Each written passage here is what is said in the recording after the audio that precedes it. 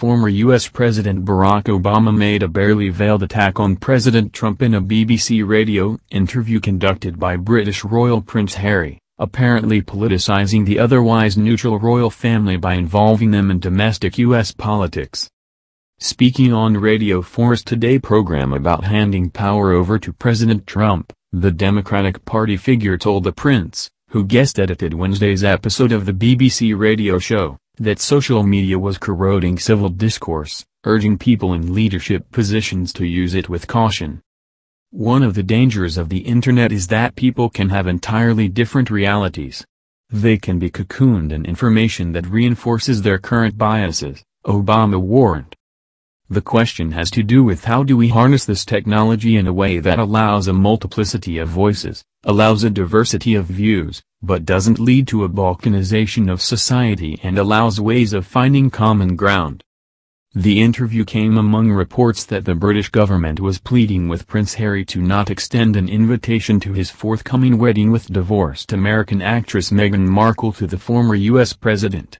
Britain's Sun newspaper reports that if former President Obama is invited to the royal wedding but President Trump is not, it could make any further dialogue between the British and American governments difficult, if not impossible.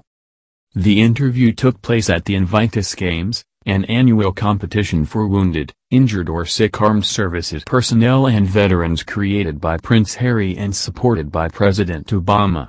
Prince Harry repaid the favor by supporting, in turn, the Obama Foundation Summit in Chicago in November, where he gave a major speech. British convention holds that members of the royal family remain outside of politics and have generally refrained from commenting publicly on developments for decades. Former President Barack Obama and the BBC using Prince Harry as a tool to attack President Trump through the interview may be seen as a radical departure from that well-established norm.